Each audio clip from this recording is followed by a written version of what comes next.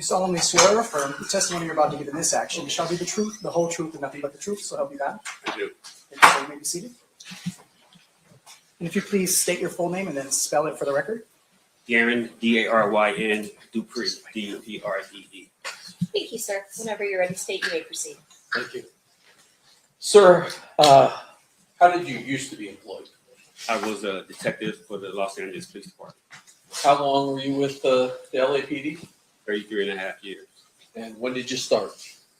in 1990. And through the majority of your career, what kind of crimes did you focus on? Homicides, gang homicides. I direct your attention to approximately 2006. Were you asked to be part of a task force related to the Christopher Wallace murder? Yes, I was. And can you describe that task force for us? Robbery homicide, homicide specials, Los Angeles Sheriff's Department, FBI, ATF, and DEA were all a part of the task force. And was there a precipitating event that caused the 2006 task force to be formed?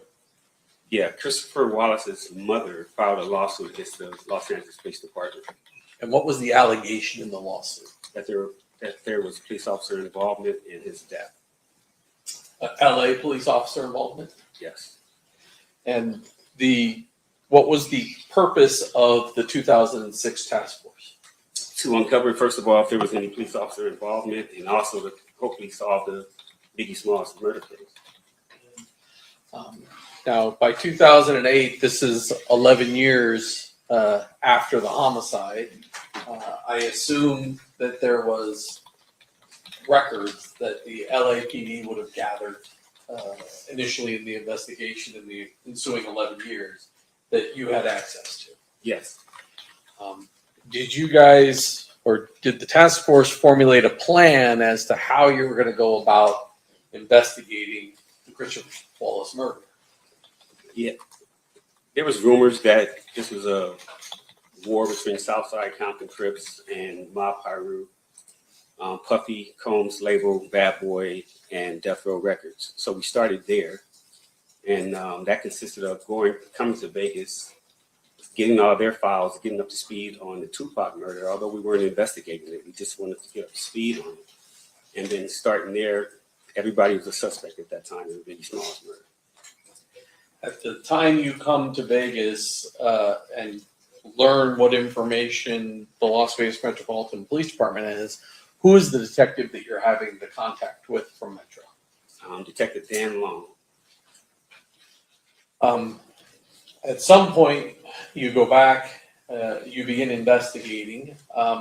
Did you have any suspects that you identified and wanted to potentially look at? From the initial investigation, Southside Compton Crips possibly had something to do with the murder because they weren't paid for the Tupac murder. And then also Death Row Records, that they were involved because of the retaliation for the Tupac murder. So, like I said, everybody was a suspect at that time. During the course of the investigation, did you at some point focus on a person identified as Dwayne Davis? Yes. Do you see Mr. Davis here in court today? Yes. You point him out, describe something with Dwayne. He's at the defense table with a blue shirt and a multicolored tie. May the record reflect the identification of the defendant. Is he wearing a jacket or no jacket? No jacket. So reflected. How is it that, how is it that you target Mr. Davis? The vehicle used in the Christopher Wallace murder was a Impala. Mr. Davis had an Impala, and they had impounded it early on in the investigation. So we started with him. And did you have information related to what his position was in the Southside Crips? I mean, we knew that Mr. Davis was the man with all the money in their hood, in their neighborhood. Now, you said that you Well, what was your role in the task force? I was the lowest level, bottom of the food chain detective. I was a gang expert, and I knew a little bit about the rap industry. So that was my That's how you got brought in. yes. The Southside Crips, did they have kind of two crews associated with them? As far as I know, yes. And one of those crews, the Burr Street crew, who was that sort of generally headed by? It was Keefe D amongst others. The Glencoe crew, who was sort of the leader of that group? From what we gathered, Darnell Graham. How is it that you're going to go about investigating Mr. Davis for the Biggie Smalls murder? What's your plan? I had never worked with the DEA, FBI. I was a homicide investigator coming in. So above my pay grade, they tried to figure out a way to get leverage on Mr. Davis through narcotic sales. We would bring him in after we caught him with narcotics and see if he would work with us and give us information on the Biggie Smalls case. And were you able to gather enough information to potentially arrest and charge him with narcotics? Yes. And how much narcotics are we talking about here? From what I remember, it was PCP, a gallon, and a kilo of cocaine, if I'm not mistaken. And with Mr. Davis's past criminal history, as well as that amount or weight of drugs, what kind of sentence was he looking at for that type of drugs? As I said, I wasn't familiar with the Fed system. From what I was told, though, that was a life sentence with the amount of drugs that were confiscated. So once you've gathered all this evidence, do you do anything to indicate to Mr. Davis that you've got your leverage? We met with him, And who's we? me and Detective Greg Cady. And where did that meeting take place? If I recall, it was at Mr. Davis's residence, maybe in Rancho Cucamonga or Corona. I forget the location. And we sat in his garage and we advised him on what we had.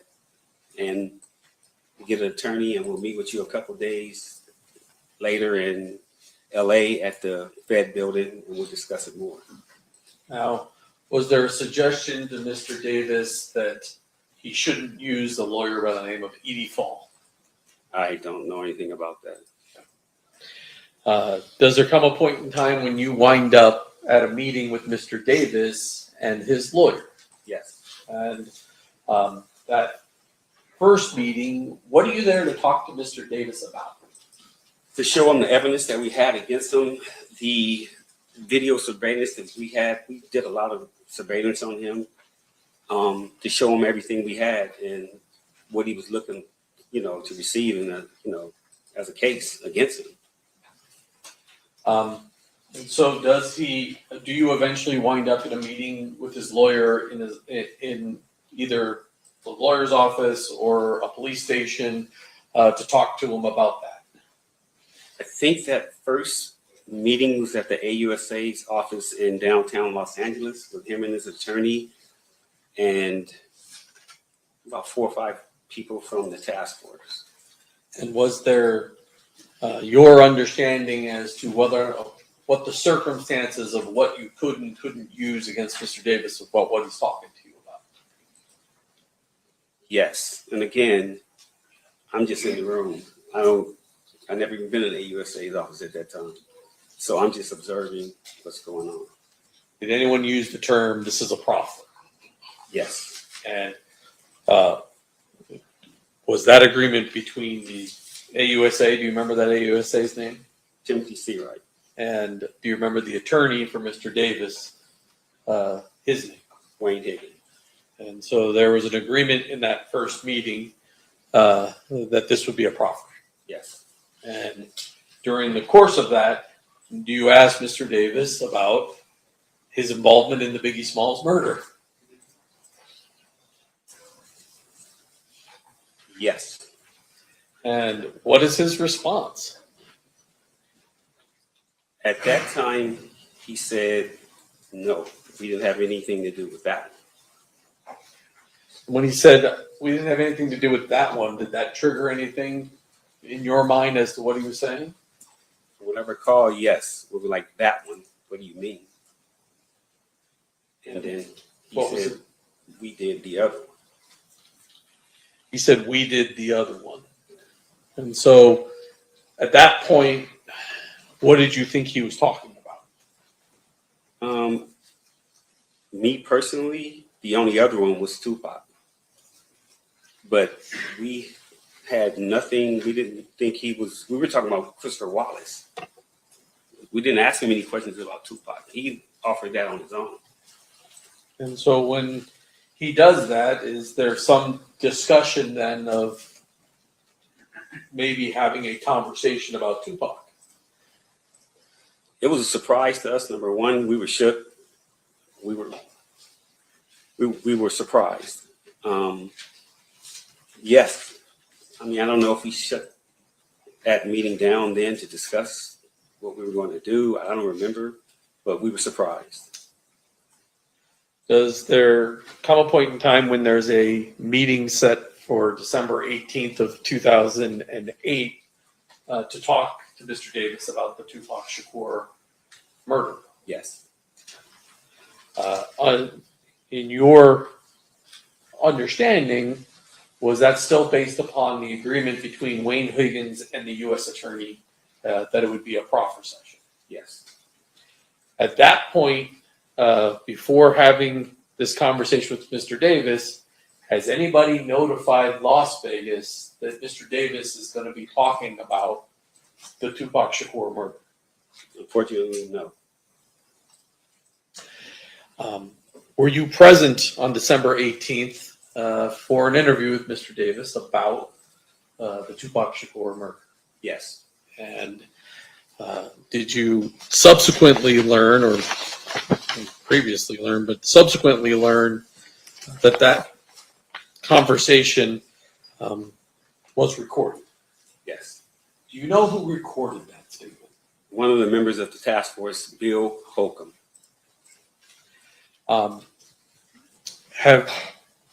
Did there come a point in time where you heard that recording? Yes. And Judge, I have marked as state proposed exhibit 117, which is the actual recording, and 110, which is the transcript of that recording on our form at this time. Any objection? I think the district currently still lacking foundation with regards to that. The answer, the question that was asked was like, do you recognize the recording? Okay. Do you want to play I can play part of Maybe that the recording first for Detective. a couple seconds and see if he recognizes it? Yeah, there's Not gonna some hate. walking in time, so we'll just Well, have to pull it When forward. people actually talk. Yeah.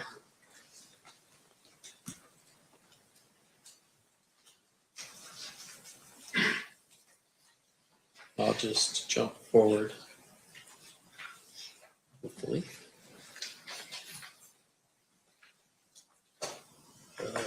My volume off? People or his associates, that's not a concern to us.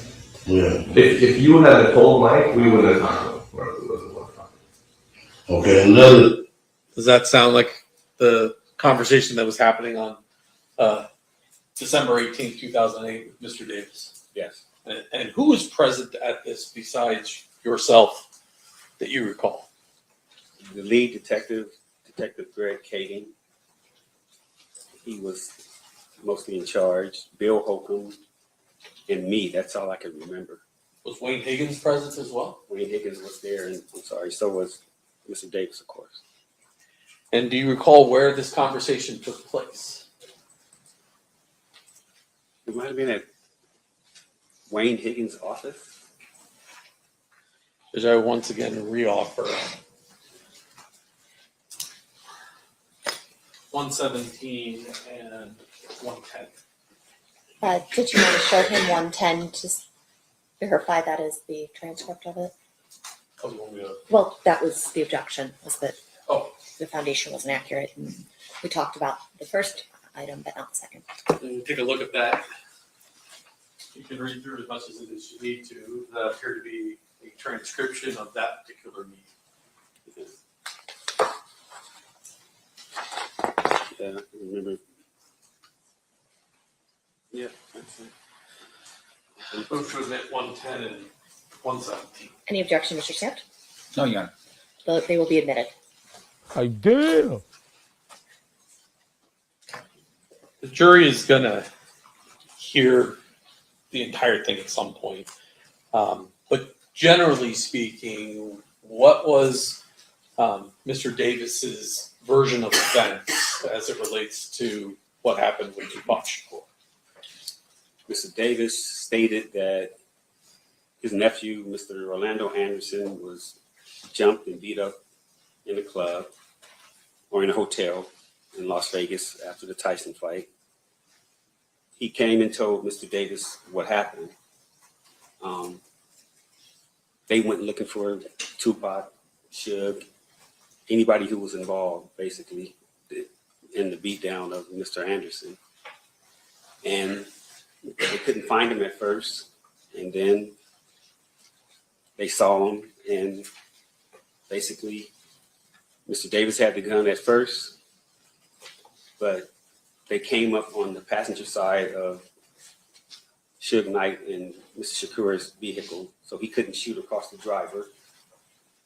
So he handed the gun to Dre in the back seat, Andre Smith. He was afraid to shoot.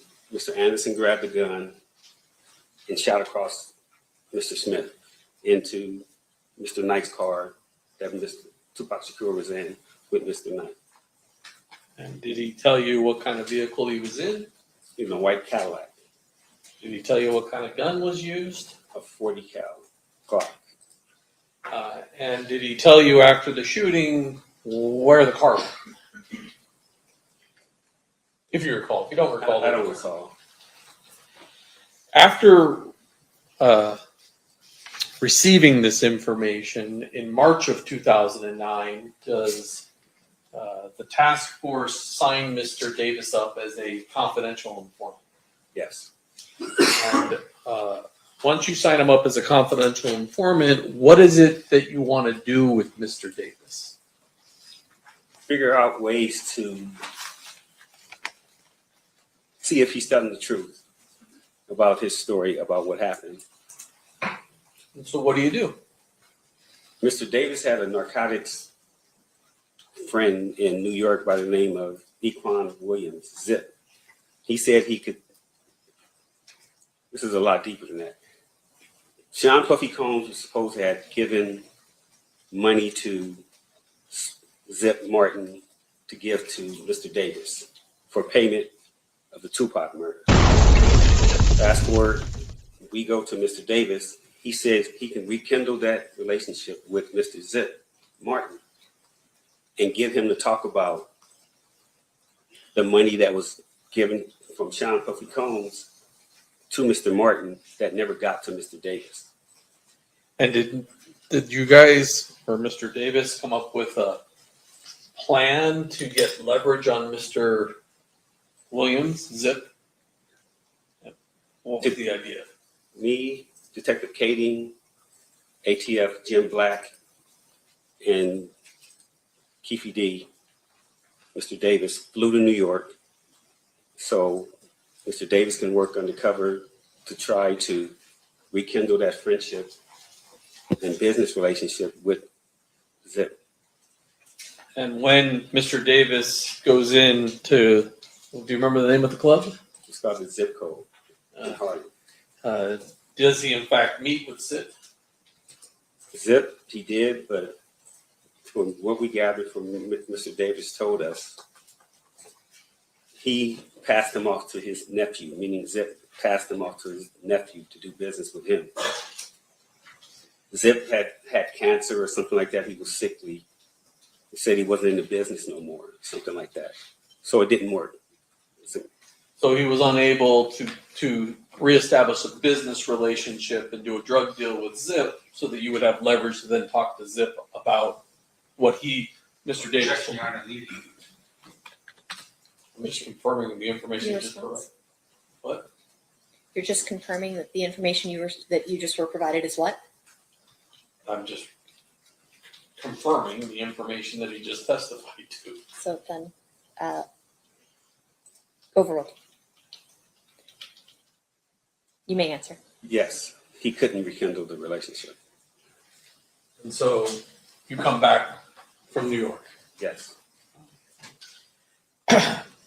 At some point, does the LAPD establish whether or not LAPD officers were involved in the murder of Mr. Wallace? We found out that there was not any police officer involved. And eventually, Mrs. Wallace's lawsuit is resolved. Yes, it does. At some point, are you directed to attend a meeting involving Wayne Higgins, Dwayne Davis, and Dan Long, the Las Vegas Metropolitan Police Department investigator on Tupac Shakur? Yes. And on September 9th of 2009, did you in fact attend that interview? Yes. And was that recorded? Yes. This morning, did you listen to portions of that to confirm that is in fact a copy of the 2009 audio recording? Yes. And if I approach you, I forgot this one. God Show damn, you homie. 111. If you flip that over, take a look at it. Does that appear to be a transcript of that 2009 interview?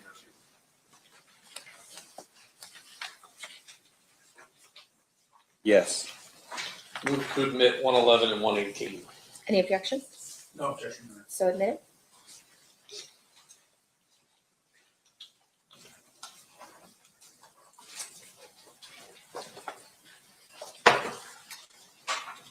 Finally, and I forgot to do this. During the conversation on December 18th of 2008, did you have some sort of chart that was put in front of Mr. Davis where he identified where people were in various vehicles? Yes.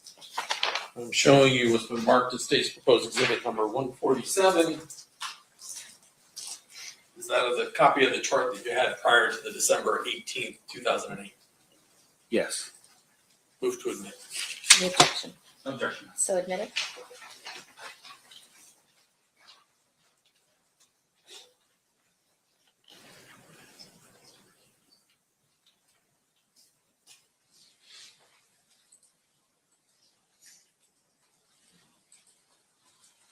Thank you, sir. I passed the witness. Cross-examination, Mr. Staff.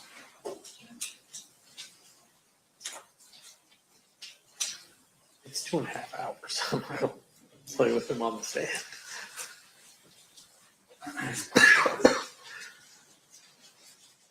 Mr. Dupree, we had some conversations here about what you did on this case. Did you ever write any reports on this? Sure I did. Yeah. When you say you're sure did you review any reports in preparation for your testimony here today? I think I reviewed one report. Which report did you review? It was a DEA 6 passing the case over to Las Vegas Metro. And with regard to that report, did you draft that report yourself? Yes. When you say it's a DEA 6, is that a form? Yes. Is that a form used by the DEA agency, I guess would be the Drug Enforcement Agency? Yes. Did you write any reports on your own with regard to what you did within the LAPD, umbrella or report writing? I'm sure I did.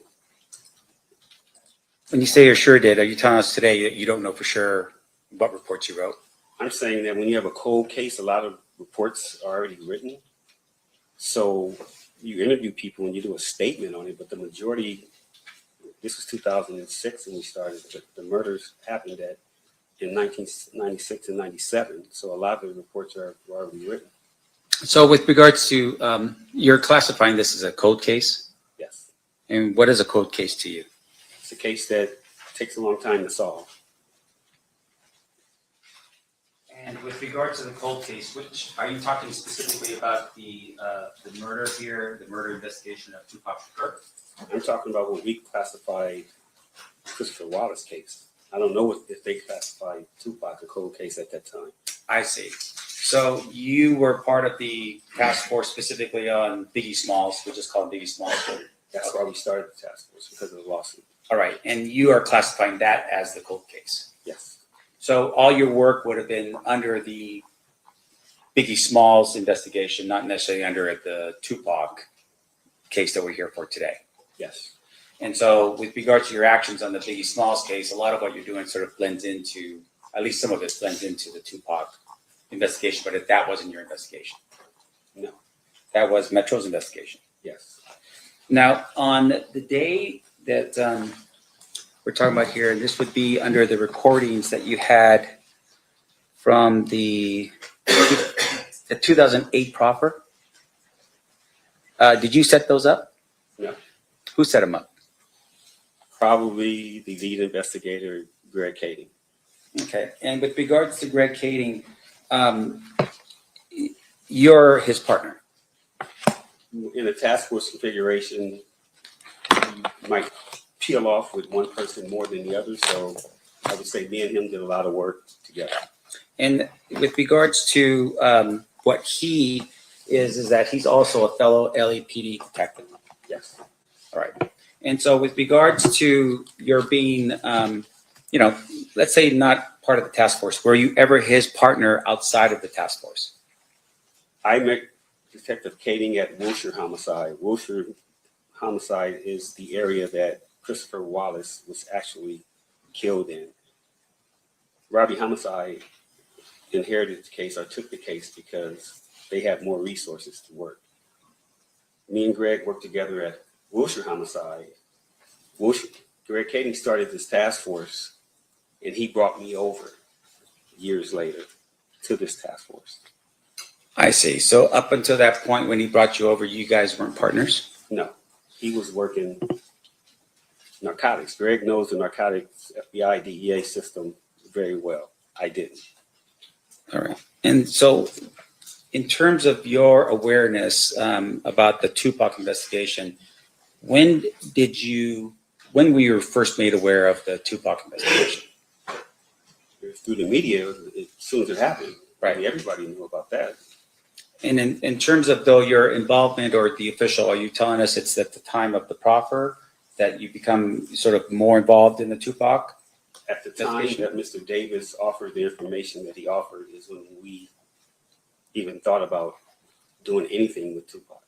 But isn't it true though that you actually were more aware, that Detective Long was the Metro detective on this case as early as 2004? I didn't start until 2006, so I just knew he was the investigator assigned to the case when I got there. I see. So as of 2006, you would have been aware that Detective Long was the investigator from Metro? Maybe 2006, 2007, when we decided to come out to Vegas and gather intel on the Tupac case, just for investigative reasons. Okay. And with regards to your participation in the task force, was there a name for the task force? Christopher Wallace Task Force. Okay, so it's the Christopher Wallace Task Force.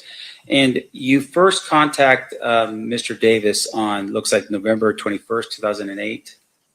Is that about right? I don't remember the dates, but. Okay. Now, in terms of you're saying though that your review of the evidence in preparation for today's, or your reports in preparation for today's testimony just consisted of the DEA 6 form? Yes. Now, at the time of November 21st, 2008, you and Greg Kading are the ones who initially contacted Mr. Davis, right? You didn't do it by yourself. No, me and Mr. Kading. Okay. And you basically advised him at that particular point that, he was potentially looking at an indictment for narcotics. Is that right? Something to that effect, yeah. Yeah. And once again, you're doing this because you are targeting Mr. Davis because you believe he may have been a suspect in the Biggie Smalls murder. Yes. Okay. Now, at some point, I would assume in the future, you're going to tell all of us that he was no longer a suspect in that murder, right? That is correct. You found information that were indicating that the car that was potentially the car used in the Biggie Smalls murder was not his vehicle. Maybe somebody else was there. And there were some issues with regards to his location that he wouldn't have been the one to be the shooter in the case. Whatever the reasons, I just know he wasn't involved in the Biggie Smalls murder. And then with regards to your conversation with Mr. Davis, when you had that conversation at his home, you talked about being in the garage of his home at Rancho Cucamonga. Is that what it was? Forget the city, but the southeast. Okay. That's where he lived at the time. And you had at some point told him that maybe he should retain an attorney to handle the issues because he was going to be dealing with the United States Attorney Timothy Sealright. You remember having that conversation with him? I don't think we threatened him or anything like that. We just advised him that, hey, man, we got some information. We got some things that you were involved in, and we need to talk to you. So we need to meet with you, with your attorney at the AUSA's office. Now, at the time that you had that conversation with Mr. Davis, you advised him that not to bring his attorney, which would have been Edie Fall, to that conversation, right? No. You advised him to actually bring this other attorney, Wayne Higgins. That would have been a brand new attorney for Mr. Davis, correct? No. I didn't even know Mr. Higgins at that time. Now, in terms of your, the meeting, Mr. Higgins shows up with Mr. Davis, and then there's a conversation between Mr. Higgins and Seawright regarding the proffer agreement, but that wasn't with you being present in the room. Fair? No. I wasn't Okay. present. Now, you had, though, at some point being informed that there was a proffer agreement, and then there was follow-up interviews that occur as a result, right? That's correct. So this is just not one interview. This is multiple interviews. Yes. Now, can you tell us, for instance, how many interviews there were? That I was involved in, the first meeting at his house in the garage, the first meeting with the AUSA, and then the meeting at Wayne Higgins. But mind you, like I told you, I flew to New York with Mr. Davis. So we were out there for 3 or 4 days. I'm talking more about specifically the actual meetings in which you're sitting down and asking questions of Mr. Davis. 2. So that would be the initial meeting with United States Attorney Seawright in the room. And then the second meeting was, at what time? That was with Mr. Higgins at his office on Wall Street Boulevard, if I'm not mistaken. I forget the date. Okay, would that be October or December 18th, 2008. 2008? Yes. Do you recall actually being involved in a meeting or being knowledgeable of a meeting that took place on December 1st, 2008? No. How about a meeting that took place on January 7th, 2009? I don't recall. No.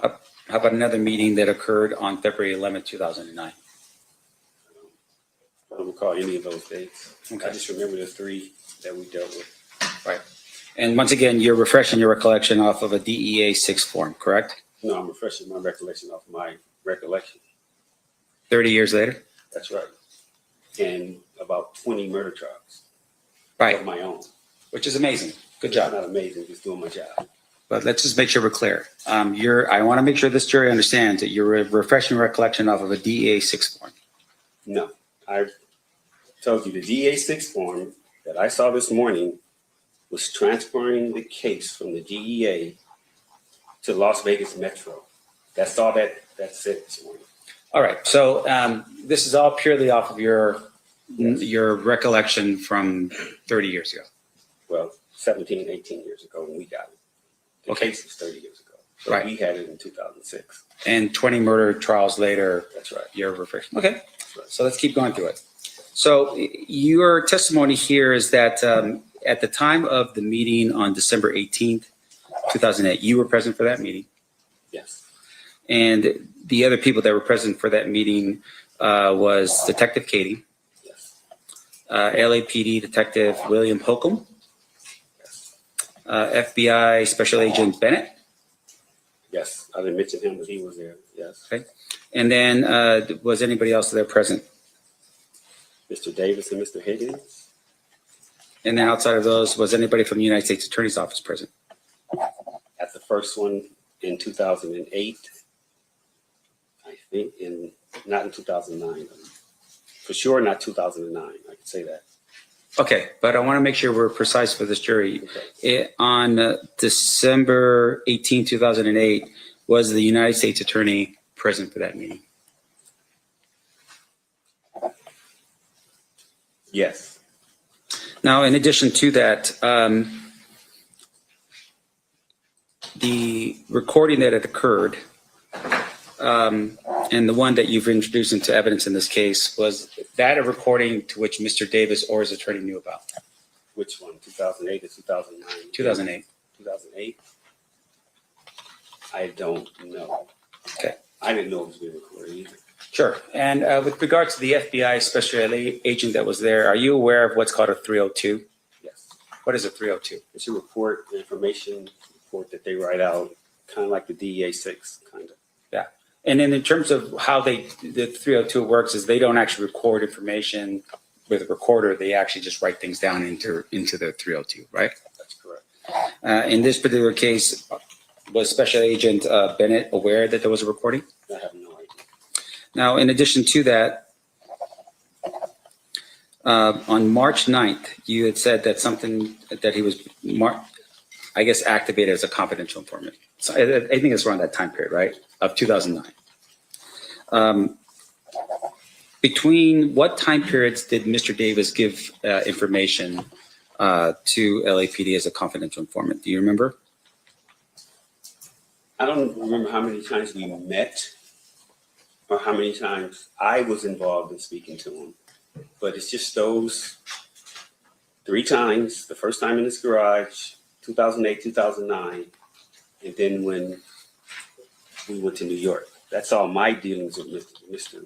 Davis was that I can remember.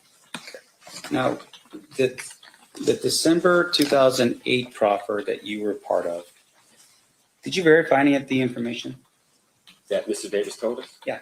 We were trying to verify as much as we could.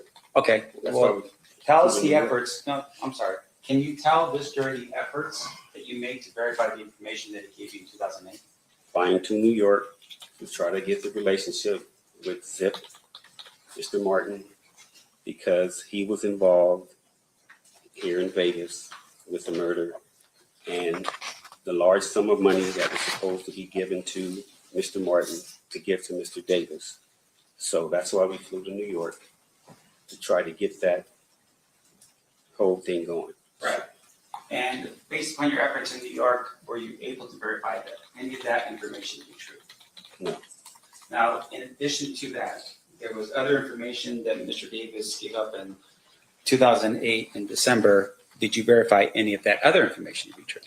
I don't think any other information that he gave us was anything except the murder of Tupac. Sure. Did you at any point verify, for instance, the people that he identified in the vehicle? No. You are aware, of course, that some of the people that he had identified in the vehicle were still alive in 2008, right? One was. Who was that? That was Terrence Brown. Okay. Did you ever verify that Terrence Brown was in Las Vegas at the time of the murder? We never got a chance to. Why not? As I said, our first course of action was to tie in Mr. Combs, the money, and work back from there. So you fly to New York, it's a bust, you fly back, and then you never follow up on what happens with regard to Mr. Brown? Well, I didn't. You're part of the task force. Yes. Do you know if anybody else on the task force verified that information, that Mr. Brown was in Las Vegas at the time of the shooting? No. Now, in addition to that, we talked a little bit about the type of scenario that Mr. Davis is in, right? He's being targeted as a potential suspect in a Biggie Smalls murder. You develop information about him being a drug dealer, right? Yeah. And you had said, I think how much time was he looking at? Life sentence? I think so, yes. Right, pretty heavy sentence, right? Yes. And so you had also targeted the idea, though, that it wasn't just him moving some large amount. It was people coming into his house, potentially his family. People could be arrested, his friends, for instance, that was part of that, and they all could go to prison, right? I will say this. Mr. Davis took the hit for a lot of people in his family and his kids, his wife. But that's why he did a lot of the stuff he did. I will say that. And I appreciate you saying that. And so in essence, he said, okay, this is all on me. I will take the hit for the family. Yes. Now, in terms of the way that you recall how he describes what happens and so forth, you had mentioned that he's in the car, he drives up next to the other car, and then he gives the gun to the back seat because he was going to do the shooting. Then he gives it to somebody else, and then I guess it was Dre said, "No, I can't do it," and then Orlando fires the gun. Yes. Okay, so the four individuals that in the car would have been Mr. Davis, and then Mr. Brown, Driver. and then Mr. Smith, and then Mr. Orlando Anderson. That's correct. Okay. Do you, at some point, these people come back to Compton, right? Were there any, as far as you know, did anyone attempt to kill Orlando for being the shooter in the vehicle of Tupac Shakur? I don't know if anyone tried to kill Mr. Anderson, but a lot of other people got shot and killed. Sure. And so what other people that you recall were being shot and killed? I don't have the list of people who I know. Darnell Graham got shot, and then an 11-year-old girl got shot. Off the top of my head, I can remember those two. It was war. Compton's 10 square miles, and all of these people know each other from growing up. It was people standing, they were hiding out, walking the streets. But in terms of the four that's in the vehicle, was Mr. Smith shot? No, not that I know of. And what about the other person, Mr. Besides Mr. Davis? Mr. Brown? Yes. Not that I know of. No. And then with regards to Mr. Davis, was he shot at? No, not that I know of. And once again, this idea is we're talking about a very compact area of Las Vegas, 10 by 10 miles, multiple blood and Crip gangs just encroached upon one another, right? Yes. Basically like a powder keg. Street by street. Right. And in terms of retribution, pretty clear this would be an immediate thing because Tupac Shakur was shot and killed. Yes. And Death Row Records, as a member of the mob Pyru, would have been definitely out for blood on that. Yes. But none of those four individuals were shot at. No, not that I know of. Yeah. And in fact, just to make sure I'm clear, Orlando Anderson was actually shot and killed probably about a year and a half later, right? Unrelated, yes. Yes. And it was unrelated, meaning that people that he got into a gunfight with was actually other Crips, Yes. right? And it was over money, as far as you can recall. Yes.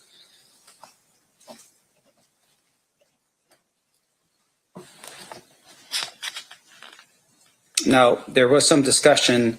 Are you aware of a person by the name of Darnell Brim? Yes. Darnell Brim is, and I think there was some discussion about there was two different sets in the Southside Crips. Yes. One set was the Burr Street set, Correct. and that would be Burr Street where Mr. Davis lived on, Yes. as well as members of his family and so forth, right? Yes. The other set was the set that Darnell Brim was in charge of. From what I hear, I never worked Compton PD, but from what I hear, yes. Okay. And with regards to Mr. Brim, he was killed pretty much immediately after the shooting of Tupac Shakur. Mr. Grimm is still alive, as far as I know. Oh, you're right. He was shot, though, right? He was shot. And then he went to prison for some unrelated matter, something to do with drugs. Yes. Okay. Now, in terms of Mr. Brim, was there ever a conversation with Mr. Brim to determine or have questions asked with regards to Tupac Shakur? When we started, again, I started in 2006. Those questions would have been initially asked of Mr. Grimm when he was shot in 96, 97. Those types of things we could have gotten to. But like I said, our first course of action was to solidify where the money came from.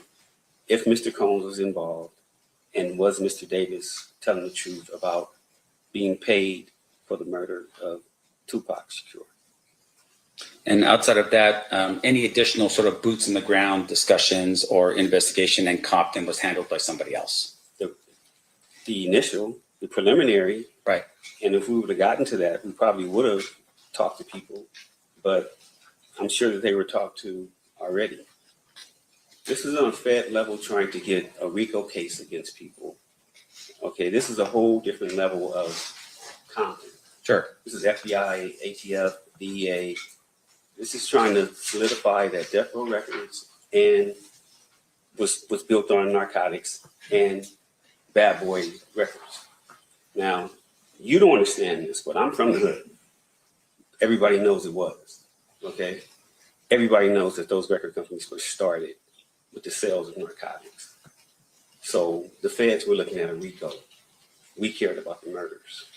So this was chasing the money. This was chasing Sean Combs to see if he was involved with, the hit on Mr. Shakur.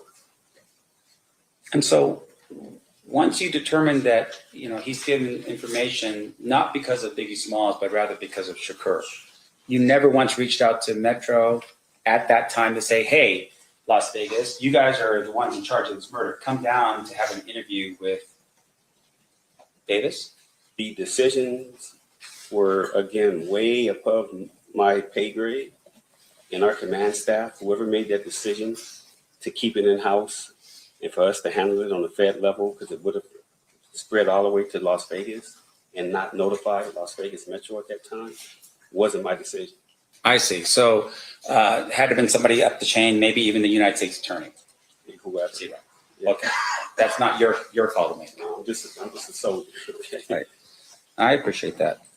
Now, in addition to that, sir, your in terms of the information we're talking about here, at some point, your other LAPD detective leaves the LAPD. Greg Cady. Yes. In 2011, I think. And in 2011, I believe he publishes a book. Yes. And that book is called Murder Rap. Yes. Did you read that book? Parts of it. All right.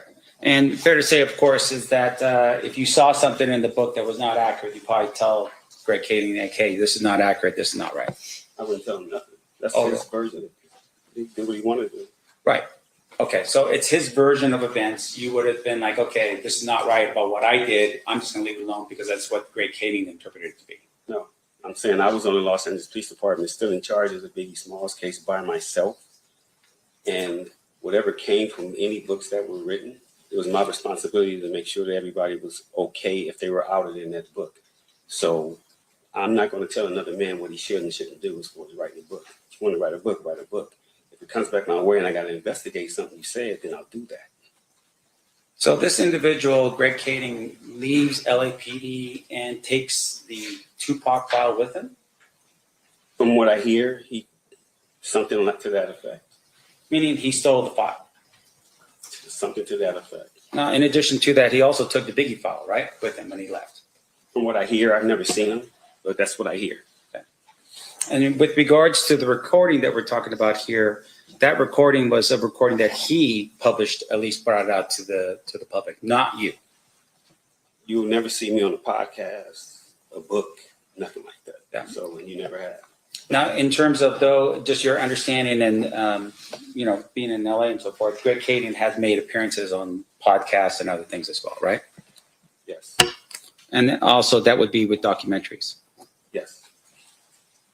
But at least you're still abiding by the rules and that kind of thing. You would never do that. I stick to the code. Okay, I'm abide by the streets. You're not gonna see me on here telling about what somebody else did. This is the only time you're gonna see me talking about what somebody did, sitting in this chair.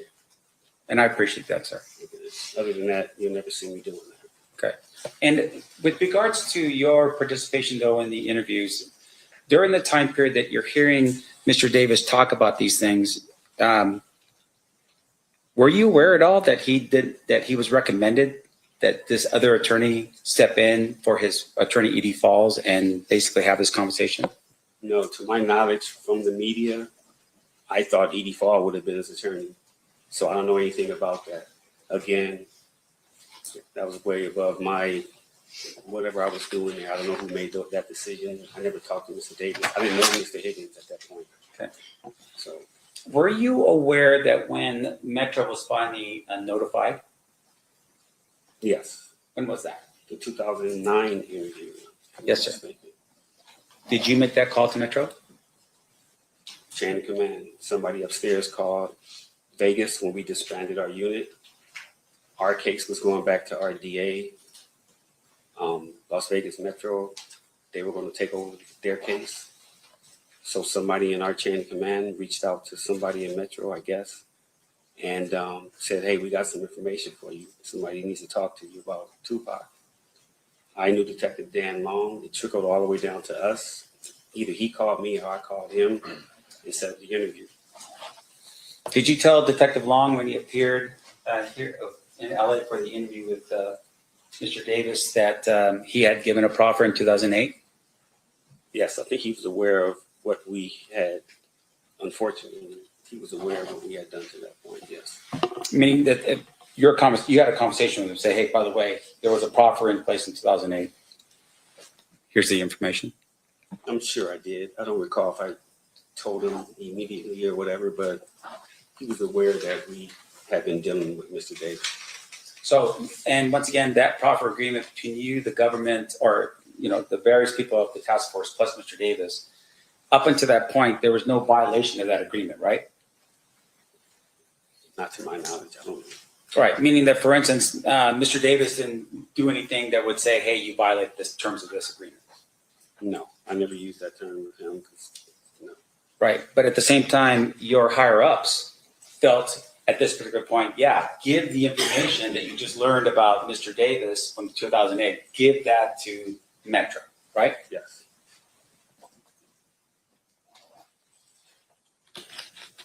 And once again, and I want to make sure I'm clear because I don't want to forget this question. You didn't verify anything outside of the P. Diddy potential payment that was the part of that you were looking at. Yes. So everything else would have been going back to Detective Long to do his investigation in Las Vegas about the information given to him by Mr. Davis. I mean, he was going to be aware of that, yes. Okay, but once again, that was already out, a possibility. Just hearing Mr. Davis say it kind of solidified it, that we need to look more into this part of it, instead of it just being Tupac getting killed, Death Row, and Southside, they were involved. yeah, but I think we're here for a slightly different purpose. We're in Las Vegas, and we just want to know what facts were presented or at least established with regards to the situation. You're telling me Detective Long would have been willing to verify whether Mr. Brown was here in Las Vegas, whether any of the other individuals in the vehicle that was represented to you was actually here in Las Vegas to establish that, right? That was his job, not yours. Yeah, on the murder. Right, Yeah. right.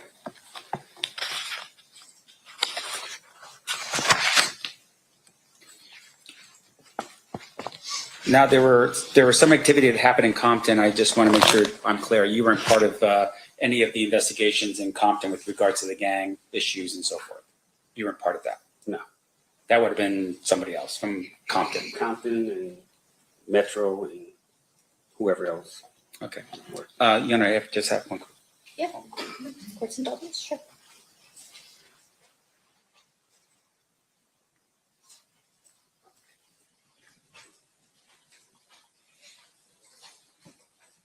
Your Honor, I pass the witness. Thank you. Okay, any redirect, Mr. Druckmann? Just briefly, you brought up the fact that Mr. Davis said, well, basically, Sean Puffy Combs solicited the murder of Shogun Tupac during the course of that conversation. Yeah. Did he tell you where that conversation occurred? It's a deli called Greenblatt's, still there on Sunset in Hollywood in Los Angeles. If he never provides that portion of the information, what jurisdiction would LA have to be investigating a homicide that occurred in Las Vegas? None? So it was that piece of information which provided LAPD jurisdiction to even be looking at this murder. You could say that. But like I said, on the Fed case with the RICO, that would have got incorporated into the RICO, the murder anyway. And that's what we were looking at. But yes, that's where it started. So you can use that also. And so when you were unable to confirm through Zip the Puffy Combs angle of the case, at some point your agency said, hey, we got to tell Vegas what we've been doing. Yes. And at that point, Dan Long comes down and you are in a room with Dan Long, Mr. Davis, his lawyer, and there's a conversation that occurs. That's correct. At that time, the only person left alive in the vehicle was Terrence Bubba Brown, right? Yes. Mr. Brown was a resident of LA, correct? Correct. And was there at least a discussion between you and Dan, hey, if Mr. Brown ever gets himself into some real trouble, maybe we'll have some leverage to talk to Mr. Brown? Yes. And then unfortunately, Mr. Brown got killed as well. Yes. And so the last person alive in the vehicle is Mr. Davis. That's correct. Nothing further. Anything further, Mr. Sand?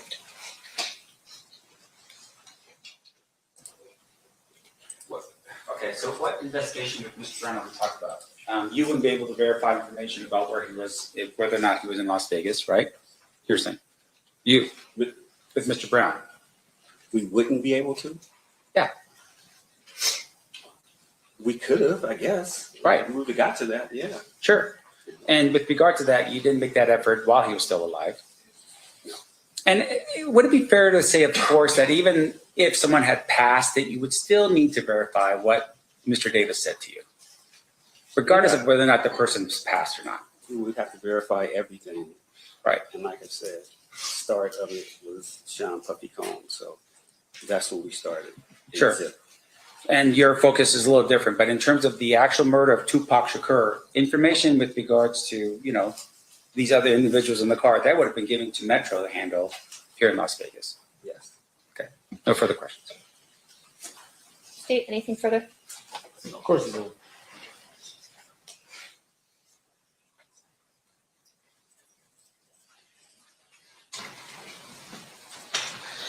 Yes, one follow-up. In your 34 years, 20 homicide trials, ever made a case on a guy confessing to a homicide? Yeah, I've had a couple confessions. Yeah. When you were talking to Mr. Davis and he's telling you what he's telling you, did you have reason to doubt his version of events as it relates to the homicide itself? I didn't think Mr. Davis was lying because he put the gun in his nephew's hand. And if anybody knows anything from what I hear, Mr. Orlando Anderson was the man besides Keefe D in that neighborhood. He was the prince and his family loved him. I didn't think that Mr. Davis would put the gun in his own nephew's hand, dead or alive, and put that smut on him unless it was true. The person that killed Tupac, well, in the neighborhood, he's a hero. In the world, he's a villain. So I didn't think Mr. Davis, me personally, would do that unless it was true with his own nephew, because I know he loved his nephew. They all loved Orlando. And so that particular fact, knowing the culture, and now it's 2008. I mean, let me ask you this. Was Tupac Shakur larger than life after death? Yes, but had he would have been legendary if he lived. And in 2008, he is legendary at that point. But he's dead. And if it gets out that Mr. Davis has said his nephew pulled the trigger, would there be consequences for his neighborhood? I mean, just the way it looks, him being a hero, meaning Tupac to the world, and then this gang, like I said, in the streets, in his hood, Orlando wasn't looked at that, but people are going to always say the Southsiders, the ones who killed Tupac, Nipsey Hussle, all these people who were like that. That's what comes with that. Now you could wear a badge and act like it's something in your hood, but in the world, that's not a good thing to be, remembered as or thought of as a person that killed Tupac, even though what happened to Mr. Orlando Anderson wasn't right. Thank you. Nothing further. Anything further based on that? Yes, Your Honor. So I just want to make sure I'm clear. You go to Mr. Davis because he's the target of Biggie Smalls' murder. Yes. You interview him, and at some point in the future, you determine that Mr. Davis is not involved in Biggie Smalls' murder. Yes. While you're in the room showing him the information that you have about the drug aspect of it, a life sentence potentially, and everyone in his family or people in his family and friends potentially getting all in the middle of that with all kinds of problems, right? He decides to take the hit, as like you said, right? And instead of saying, hey, I don't have anything about Biggie Smalls, which you now have confirmed, he had nothing to do with Biggie Smalls, so he had no information. He says, I actually have information, and Orlando Anderson is one of those people, right? And at the time he says it, Orlando's actually dead, right? And people in the community of Compton had all had this sort of thing going on that potentially Orlando Anderson was involved in the murder of Tupac, correct? Correct. So that information was available to Mr. Davis when he gave you that information, right? Yes. But once again, you were targeted for Biggie Smalls, and there was no information that would say he was involved in Biggie Smalls, so he couldn't give you any of that information, right? No further questions, John. Anything further, Mr. DiGiacomo? Okay. I've lost track of how many redirects we're on, so, Sorry. all right. You're okay, guys. Any questions from the jury? Looking at that side of the box? No? Okay. Oh, we do have one. Okay. We have a few.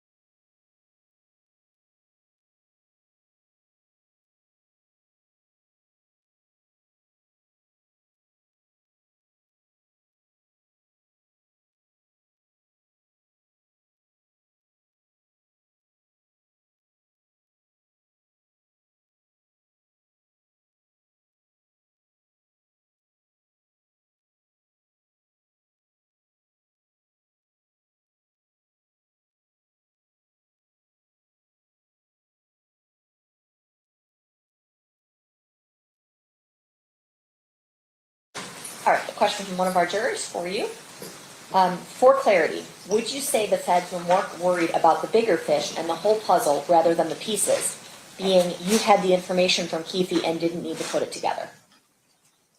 Yes, they were worried about the bigger picture, but this is 2006, and the smaller types of investigations on both cases had already been run to ground. You needed to come with a different type of investigation to try to see if you can get it. So that's why Detective Kading, the LAPD, that's why he brought in the FBI, ATF, DEA, other agencies to all help to try to solve both cases. Once we found out what Mr. Davis had said, it was Biggie Smalls at first, and then it went to Tupac Shakur. Okay. Any follow-up questions based on that, Mr. DiGiacomo? No. Any follow-up questions based on that, Mr. Smith? No. Okay, you faked us out again. All right, you are free to go. Thank you so much, Mr. Dupree.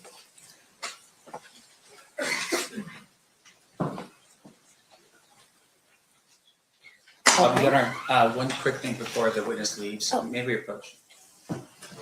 If you want to just have him wait in the hall, or where do you want him to wait? If he can just be back on the stand for a second. Okay.